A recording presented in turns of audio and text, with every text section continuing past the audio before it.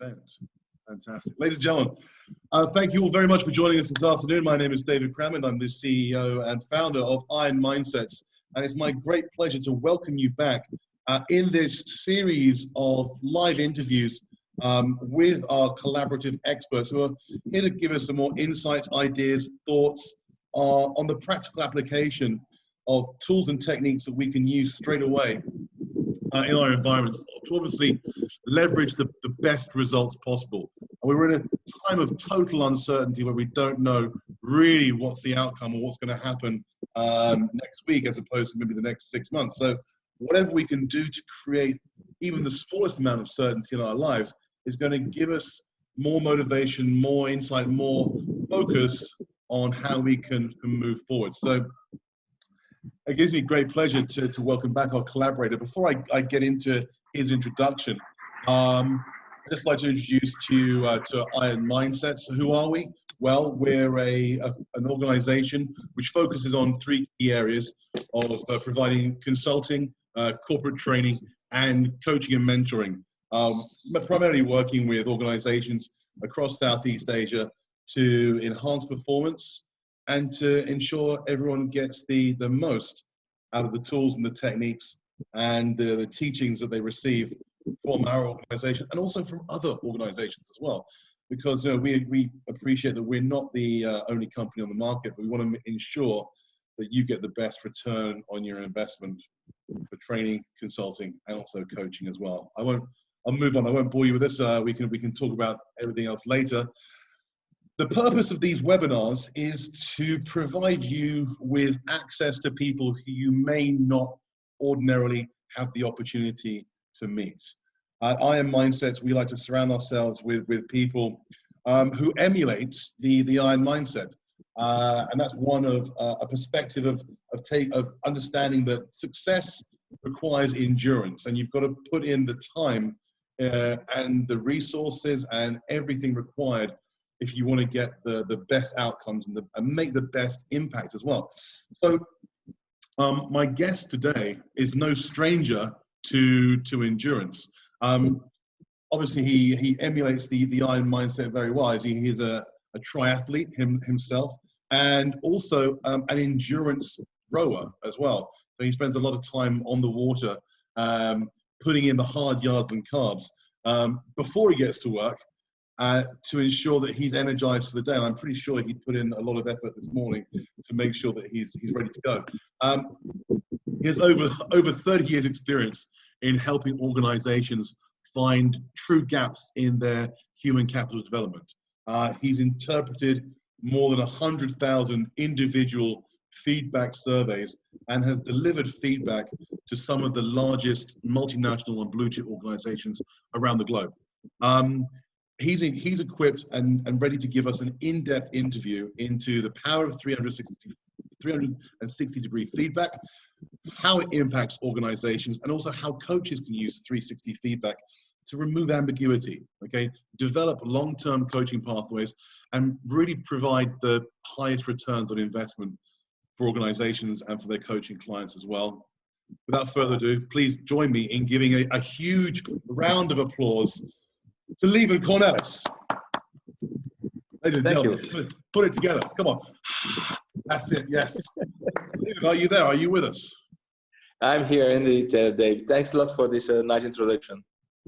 Well, it's my absolute pleasure. It's a pleasure to have you back. Thank you very much for joining us, because I understand how busy you are. I should also indicate that you are coming to us live from Belgium this afternoon, where we have a slight time difference and a slight time delay, and also we're on different internet settings as well. So, ladies and gentlemen, in advance, I do apologize for anything that cuts out, or if there's any kind of lag in the interview today. Obviously, I wish I was in charge of True Internet.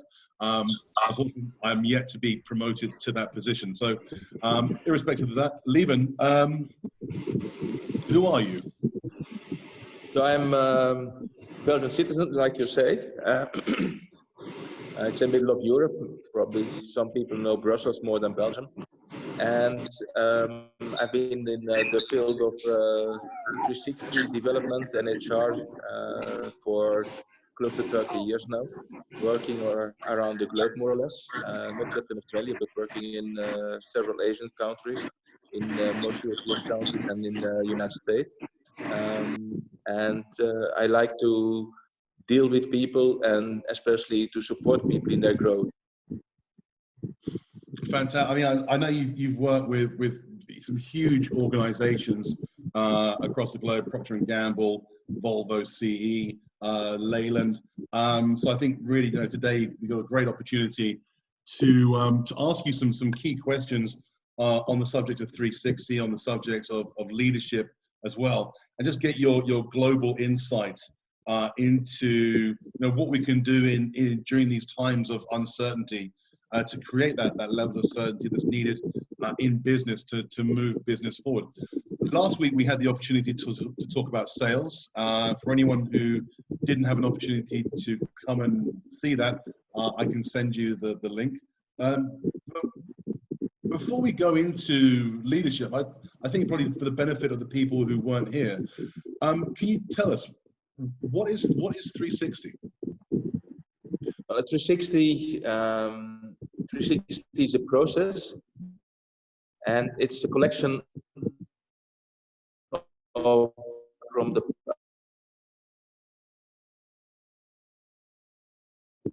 around one individual, let's say. It may be also occasional, and you ask people around them, the boss, the other superiors, the peers, the subordinate, eventual clients for an entrepreneur, angel, or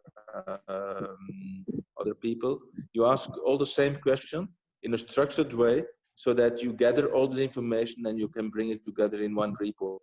And then you get a consolidated report, consolidated set of data that gives you strong information how people perceive you as a leader or in whatever role that you are. So how people perceive you, and you confront this with your own result because you fill it out. It's important that you fill it out. And the data are confronted with the data, the observations, let's say, of the other people.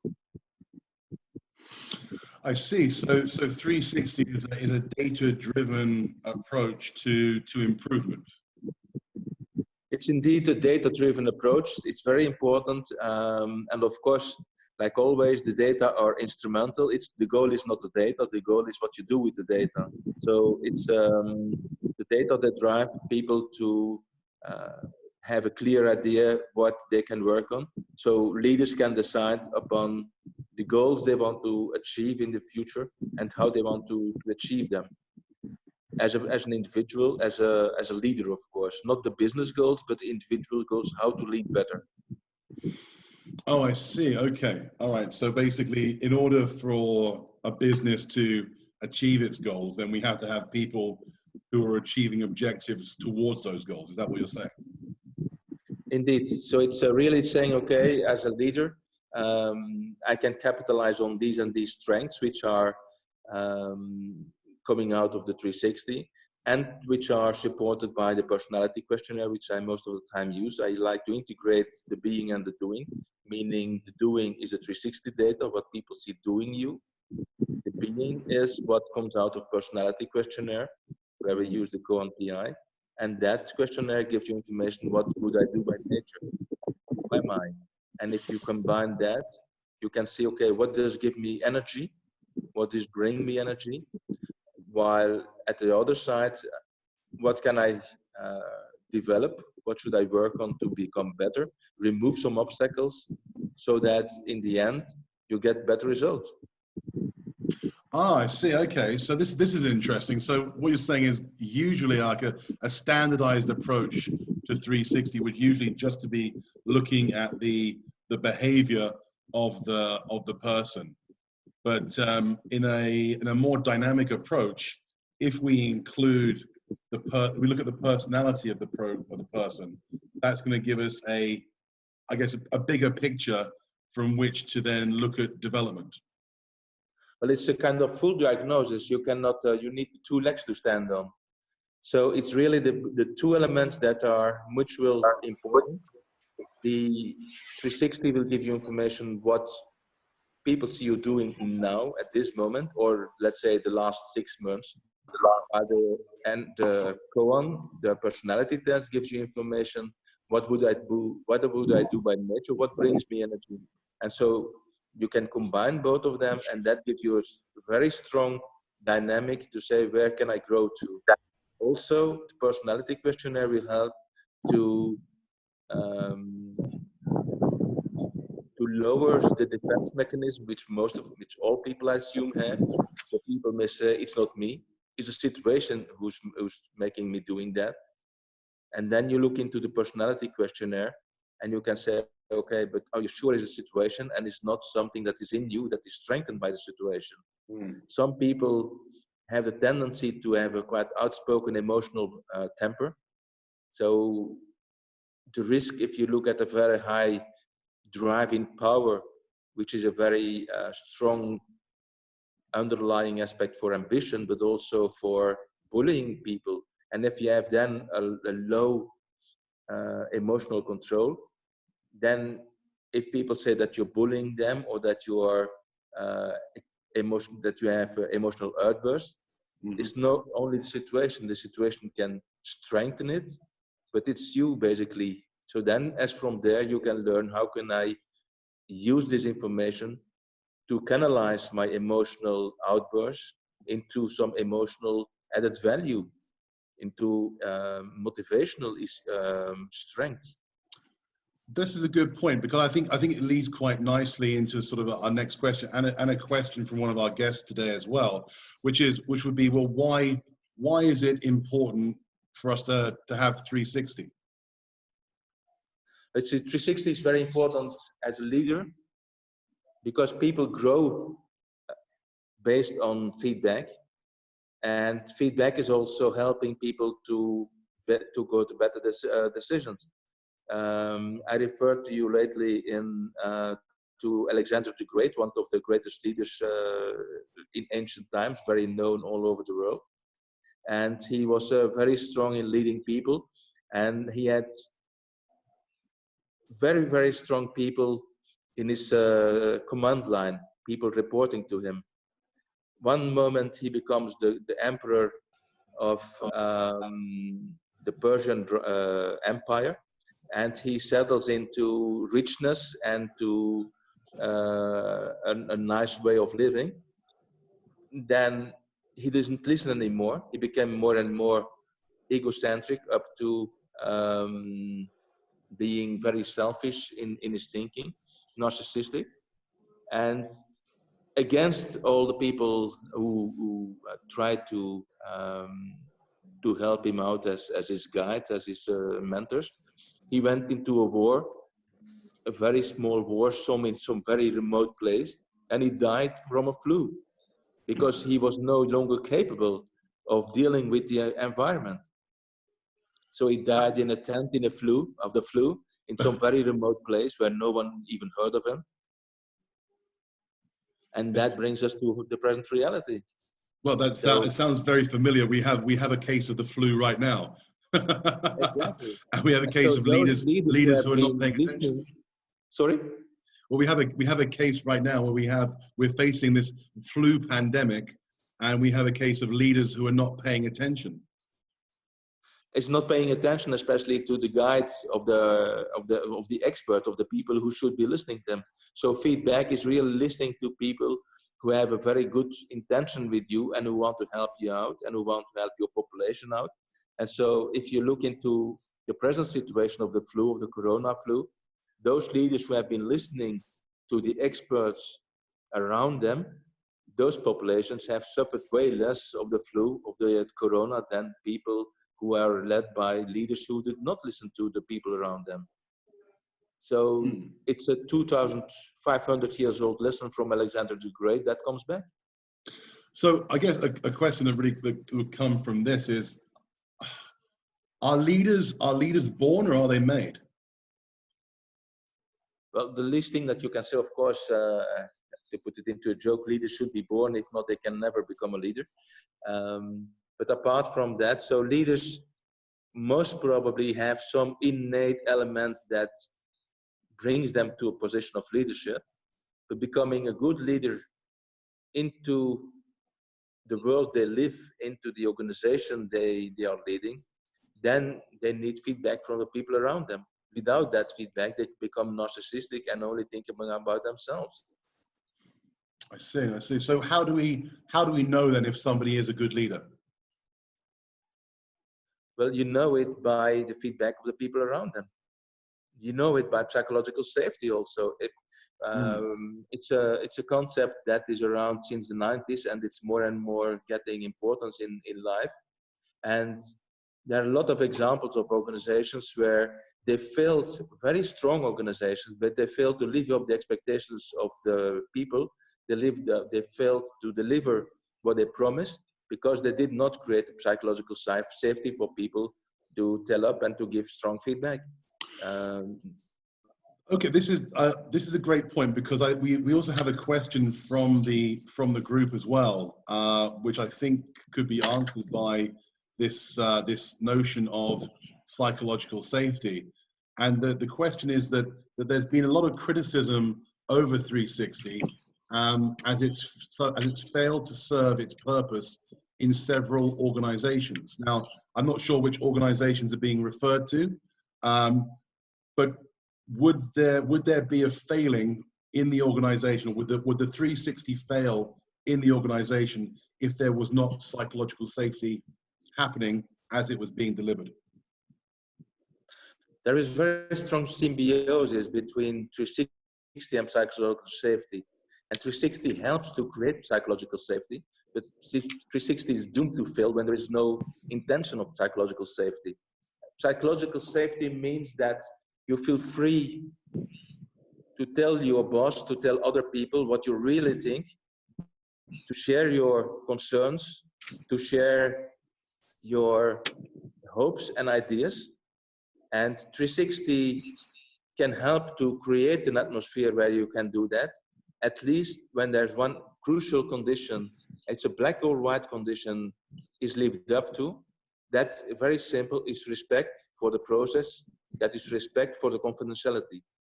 So any organization who is not respecting the confidentiality in all aspects, meaning the people giving the feedback should be given complete confidentiality, but also the person receiving the report should be giving the ownership of the report. He only, together with his coach, owns the report. No one else gets access to the data. And whether you're a CEO or you're very low-level operational leading co-worker, it's for all the people the same. You only can expect people to speak up when they feel free to. And when people feel that their results are not respected in the confidentiality, the 360 is doomed. There are a lot of organizations who try to break that rule, like Westinghouse and others, and all of them had to stop 360 during 10 years because people didn't trust the system.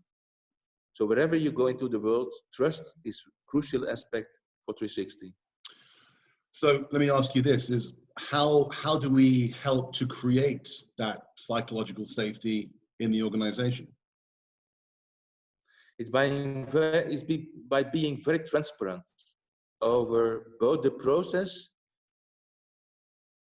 the outcomes, and the goals. So the process, meaning that you give transparency about the confidentiality of the data.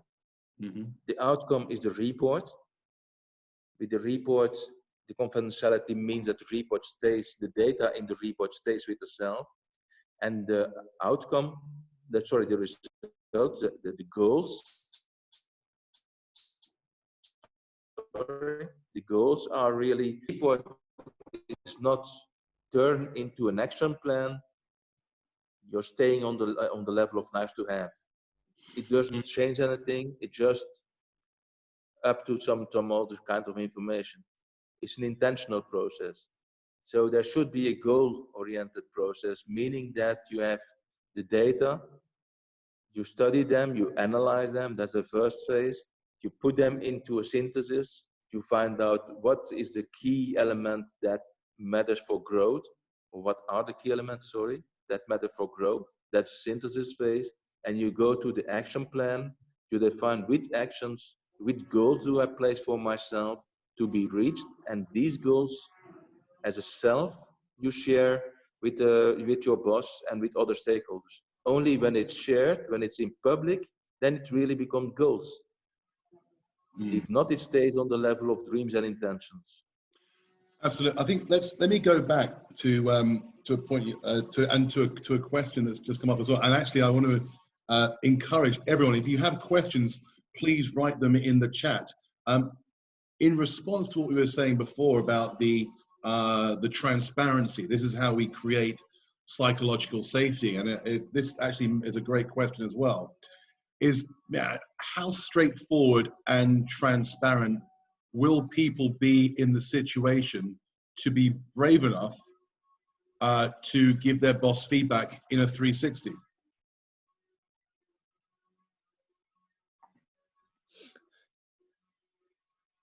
Well, here you can use the concept of murmuration.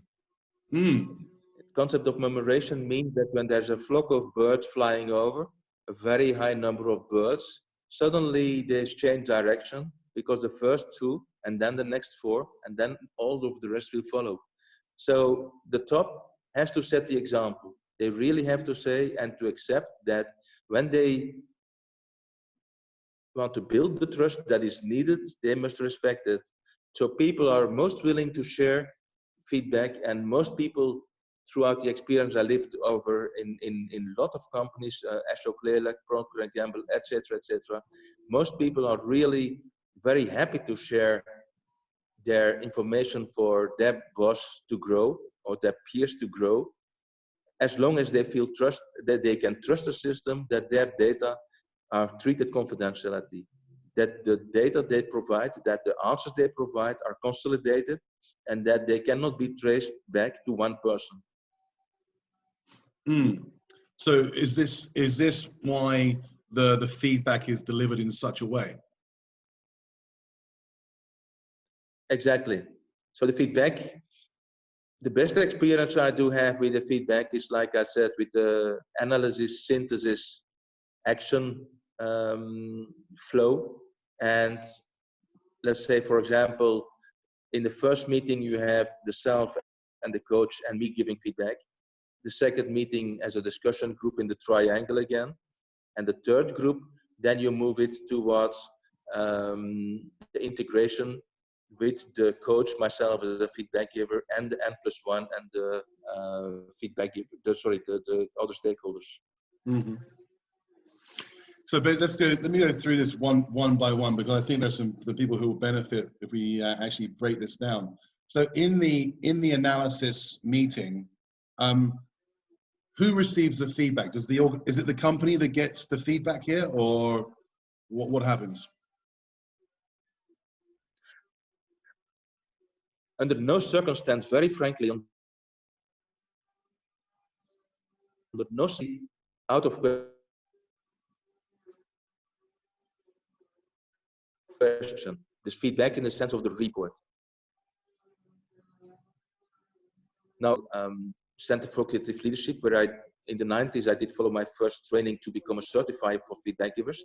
They are very strict, and they say only the self will get the report, the company gets the bill, and that's it. No interaction further than that. To me, that position is very clear, but is wrong, because the company has the right to have more than only the bill, but they don't have the right to do personal diagnosis. Mm-hmm. What's discussed between a doctor who gives a diagnosis to a patient or to a coach and a feedback giver and the self should remain in the discussion, within the discussion of the self and the feedback giver. What's important for the company is that they get the action plan. What will I do? What is my future? Basically, you may say that the report, the data, on the past and the present. What matters for the company is the future. How will I deal with the future as a leader? And then only, and when it's not shared, it's kind of freewheeling. I believe in, at the one hand, only sharing the bill, but I believe also in not sharing the action plan. that's a balance. Then you really come to a square, which is the most stable situation. You really come to the square of the coach, the self, N+1, and other stakeholders. I see. Okay, so obviously, as because every organization wants to see a return on investment, and simply by not giving them anything, they're going to probably reject any idea of doing a 360. So when it comes to obviously the analysis and the synthesis stages, this is more confidential with the self or the person who's being assessed. I guess then when it comes to the action stage, the self, we're moving away from the problem and then moving into the solution. Exactly. So you're really going from a cost to an investment. And important, of course, is that the company is willing to support the leader in this investment, to support this person in the different plans that he has set for growth. I'm loving the questions that are coming up here, Lieven, and they're actually leading on very, very nicely to what we can talk about next. Obviously, you've done evaluation across the globe. You've worked with people in America, Canada, Europe, India, Indonesia, all the way across Asia.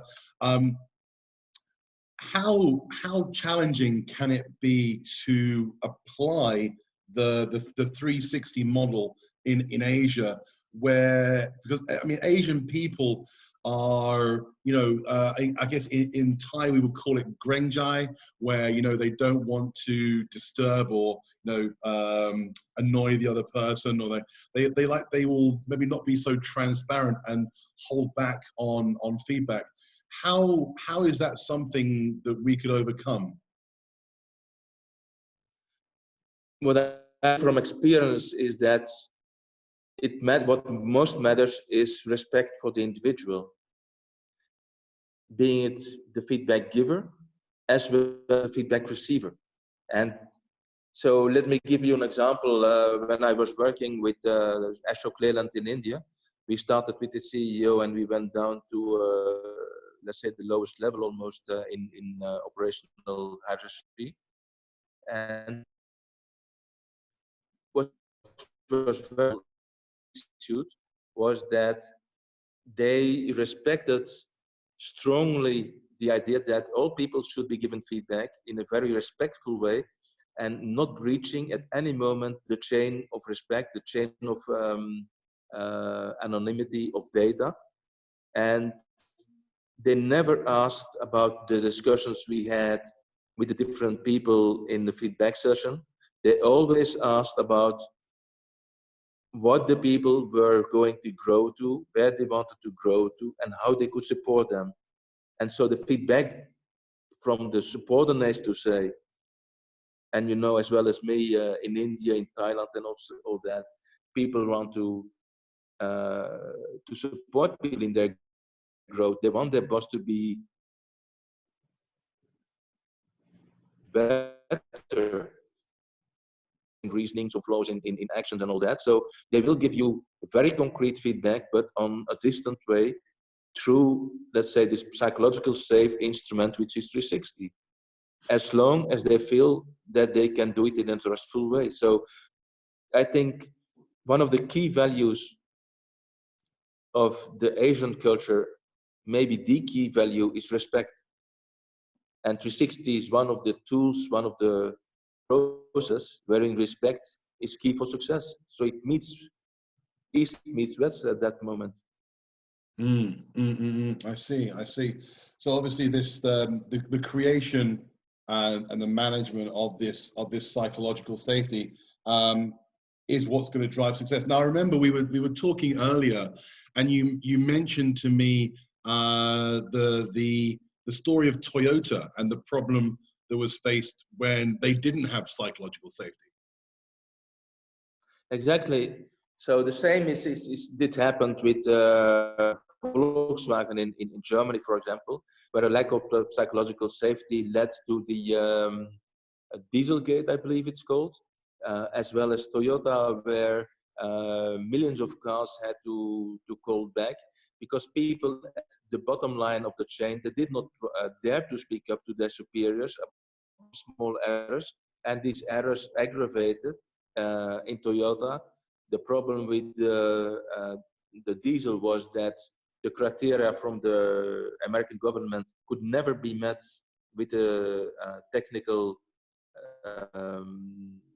features that were in place at that time, and they were forbidden to say that even there was no question about it, so they had to deliver it. And so psychological safety is in danger. In the very short run, maybe it doesn't show up. After a while, it may take 5 to 10 years, the problem emerges in a collapsing way. Mm. And what can an organization do to change this? That's again this murmuration idea. As from the leader to the way down to the organization, they have to emanate, they have to live up the concept of psychological safety so that people feel free, feel invited, and feel rewarded for talking. In France, they call it parler vrai, which means talking the truth, saying what's really happening. And 360 is really a tool that supports this concept of parler vrai, of speaking up the truth. It supports it because you will not point at that afterwards. I always ask people to focus on the message, not on who could have said something. That's not important. Important is what can I do with this message. So when it comes to developing leadership and developing this environment, a lot of organizations, a lot of organizations want to go with like just an off-the-shelf one size fits all approach to improve leadership. Why do we need 360 for better leadership? Why can't we just use this off-the-shelf approach? My experience has learned me that the off-the-shelf approach may work in some cases. In the majority of the cases, it does not work. And if it's an organization as a whole organization, if a larger organization wants to implement leadership, they really should define very clearly what they expect of their leaders of tomorrow or the day after tomorrow even. And based on that, define the different competencies, like it's called, the different behaviors, in order to define clearly what do we expect. And based on that, derived from these expectations from leaders in the future, we can then derive the behaviors that should be measured so that in the future people are stimulated, invited to show the behaviors which the company believes will be successful for the future for their own company. And no company is the same as another one. So is 360 a good predictor of the future of success for leadership? It's not a predictor of the future. It's a predictor of going to the future. It's a predictor of how it's an individual tool. Data can be consolidated. That's a very long subject, way too long for this for today. But for an individual, it gives you the strength to define for yourself how you will shape your future. So it's not predicting your future as an individual. It gives you the necessary information, the data, to define as a leader, how will I shape my future? I see. Okay. So really, in a way, what it's doing is it's helping you to plot a course on a map.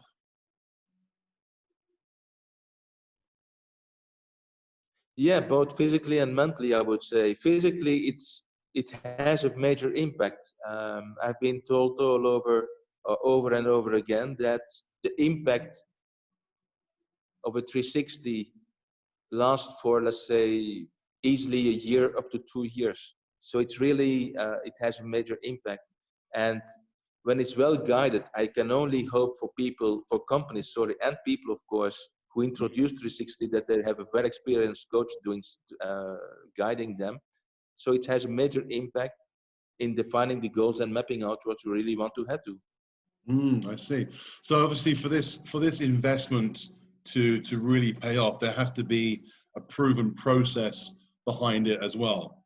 Because it seems to me that this is something that involves a lot of working parts. There's obviously a lot of people giving feedback. There's a lot of information that needs to be interpreted, and then there's a whole feedback session that goes on after that as well.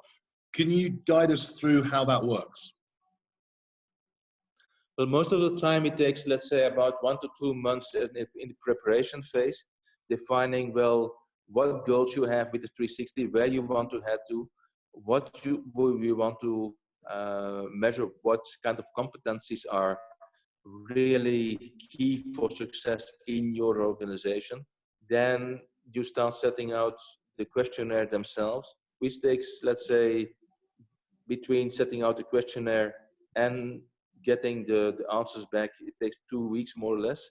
The median of several thousand people that we calculated is 8 days. So people in general take 8 days to fill out the questionnaire, and we give them 2 weeks and 1 buffer week. And after 3 weeks, you can start with the feedback. And then we have a kind of, let's say, 4 to 6 weeks schedule. The first week of the feedback is the analysis, where you go into the details, the data with yourself and the coach. The second 1 to 2 weeks later, people can sleep over. People can discuss with other people on the results, the questions they had. All this phase, which is more or less 2 weeks later. And then 1 to 2 weeks further, 3 weeks eventually, you have a meeting with the self and the coach and the feedback giver. But with, especially that's important, with the N+1 and other stakeholders like HR, about the action plan. So let's say between starting up and the action plan, it takes 2 to 3 months. Of course, the larger the groups, the more time it will take. That's for kind of mathematical logic. Yeah, absolutely. There's we only have 2 hands, and there's only so many hours in the day as well. Exactly, and feedback is really pretty intensive for all involved people. Oh, yes, absolutely. And obviously then, but this is really just a precursor, if you like, for ongoing development. Because I mean, for this to, let me say, how do we avoid this just becoming another report that's left on the shelf? But I think the key there is the meeting, the action meeting, to say, where people define very clearly what exactly they want to, what goals they want to reach, what kind of actions they want to plan ahead, and they have to have the explicit involvement, explicit agreement from their N+1 and the other stakeholders as a support. Then because it becomes public, to say, and it's a personal engagement, you overcome the obstacle, or you overcome not the obstacle, but you make sure that it's not just staying on the way on the level of nice to have. You take it further. And of course, as from there, the diagnosis is set, the action plan is made, then it's up to the self and the coach and the N+1 to follow through. Interesting. Yes. So I think this actually mirrors what a comment left by Knoppert here. It says, I believe 360 tool is an enabler. To adopt and make it succeed requires lots of things, such as a leadership mindset from the key stakeholders. Sorry, can you repeat that? I'm sorry. Yes, exactly. So I believe the 360-degree tool is an enabler. To adopt and make it succeed, and to make it succeed requires lots of things, such as a leadership mindset from the key stakeholders. Absolutely. So that's what we refer to when we talk about the murmuration. So the key stakeholders, there are the 2 first and the 3 next in the flock. They really have to lead by example, and they have to set the example when it comes to psychological safety by personal leadership development. If they really invest in personal development, then the 360 makes sense and becomes a very interesting investment. If the top is not engaged, I doubt it makes sense to do it. Most of the time, I've been seen very successful, engaged top people making the 360 a success. Mm. Mm-mm-mm. So basically, it requires buy-in from all levels of the organization for it to be a successful tool, and then also it requires the action plans being put into action so we can see and measure the results. Exactly. So, like they call it requires OKRs at the end. So it should lead to OKRs so that people say, okay, that's what the outcome, that's the result on which I want to be measured. That's what I want to head to. And then after 6 months, a year, whatever, even 3 months in this agile approach of 3 months, people can come back to this OKR and say, okay, where did we see we growing and where do you need support to grow further? Well, fantastic. I mean, it's clear then that the 360 tool is something that obviously that only works when we have this environment of psychological safety. So when we're going into an organization, it's something that we need to obviously promote first of all to ensure the success of a 360 program. And then obviously it's not enough just to have the feedback. It's only effective when we take action as well. Ladies and gentlemen, I'd like you all to thank Lieven Cornelis for all of his wise wisdom being bestowed upon us this afternoon, beaming in all the way from Belgium. Mr. Lieven Cornelis, please give it up for him. Give him a big round of applause. Thanks a lot, David. I'd like to take this opportunity to open up the Q&A for everyone. If you'd like to ask any questions to Lieven, he's available now. You can, if you want to do so via video, you can do as well. You're more than welcome to. If there are any points you want to raise, anything that you didn't find clear, anything that you want to question him on, maybe challenge him on as well. I know he loves a good challenge. I'll give you all 5, 4, 3, 2. Lieven, I think you passed the test. I think you've increased your fan club this afternoon, and I want to thank you very, very much for spending your time with us, because I know how busy you are and I know how many projects that you're running right now. So thank you very much for being here. Ladies and gentlemen, if you want more information on how the 360 feedback can work for you and for your organization, that can be 360 for leadership, 360 for sales teams, 360 for sort of every dynamic of your business, then we're more than happy to sit down, talk with you, review in explicit detail all the moving parts and everything that needs to happen in order for you to get the fundamental feedback which will drive results for your organization. So once again, please join me in thanking Lieven Cornelis for his time this afternoon. I want to thank you for spending an hour of your time with us, and I'm looking forward to you joining us next time. We have a series of events, activities. Lieven will be joining us for a series of these programs where we delve even deeper into how we can provide the effective feedback for people to grow and develop from. I know you're going to love it. I'm going to love it too. And you're going to be well informed in advance of all of our future programs. Thank you all very much for joining us. Thank you for taking the time. And I look forward to seeing you very, very soon. Take care now. Have a great time. Thank you. Thank you, David. Thank you.